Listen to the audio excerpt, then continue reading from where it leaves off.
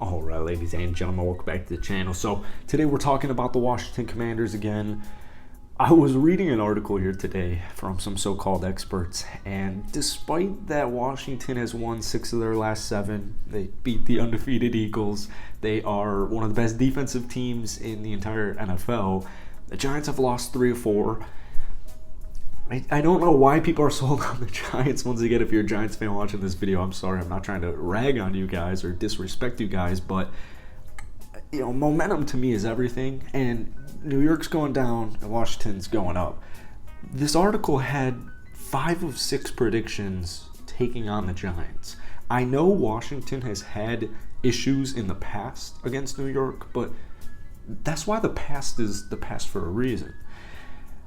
The Washington Commanders rank 8th in the NFL in run defense, and you're also getting back Chase Young, and you have absolute beast safeties in Cam Curl and Derek Forrest, who, he might actually be the most recognized, underrated safety in the entire NFL. We'll talk about him a little later on in the video, but the Giants, now I know Taylor Heinicke averages less than 200 yards per game, but you got to keep in mind he didn't start the season, and this has been more of a recent addition, or addition's the wrong word, switch, I guess is better.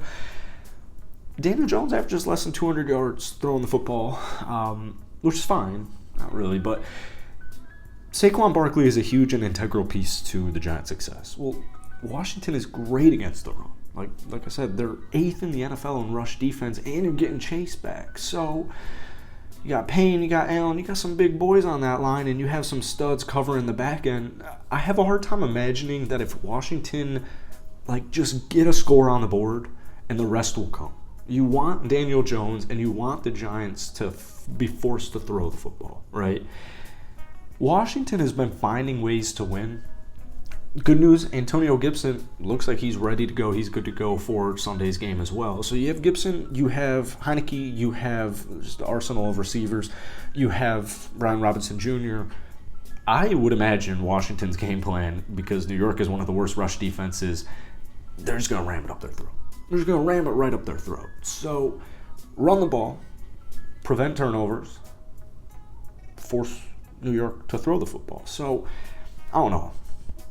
Just kind of a random video, but I find it crazy. I genuinely, first off, hit that like button, hit that sub button if you guys enjoy this video. If you want more Commander content, let me know down below. You guys are absolutely awesome, some great fans, absolutely just very passionate as well. You love to see it. The NFL, the national media is just not bought in. They're just not sold on Washington, and I don't get it.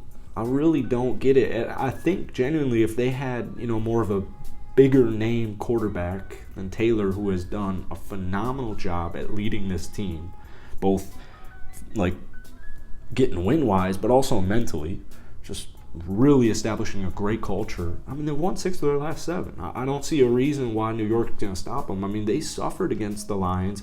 They've been suffering for 3 of their last 4 football games. So I don't know. This is a really big game, so both teams are going to be ready to play. They're both, a lot is on the line here. All 4 teams above 500 records. All 4 teams in the NFC East are trying to get into the playoffs, but I just think Washington there's something special. I can't put the word to describe it outside of, it's just a resilient team. When you start your season off 1-4 and you have a change in quarterback mid-season, and you win 6 of your next 7, and you take down the best team in football in the Philadelphia Eagles, or at the time they were the best team in football, now I think it's Minnesota, they're not getting love. And I'm trying to research, trying to find new stuff about Washington. Nobody's talking about them. It's crazy. Nobody's talking about them. It doesn't always have to be pretty. We had a season high. We saw a season high for Washington in rush yards last week. I know Atlanta isn't, a crazy defense. They're not a crazy team. But they're also building a nice culture over there. They're playing very hard. I feel very lackluster with New York. And 2 of your next 3 weeks are going to be against this team with a bye week right down the middle. If Washington gets this victory, they're looking very good. All right, they're looking very, very good. So let's finish this video off. We'll talk about Darrick Forrest because I talked a lot about Cam Curl in my last one. On the season so far, he has 3 interceptions, 6 pass deflections, a fumble recovery, 2 forced fumbles, and 61 combined tackles. Forrest and Curl, they are extremely, extremely underrated. They're extremely under-recognized, as is the whole team. But I think what sets this squad apart for me personally is their future.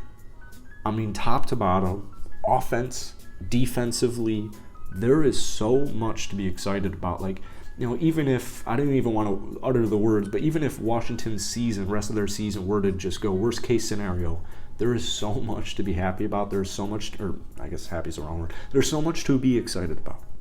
This defense is young. They are hungry. This entire team is so resilient.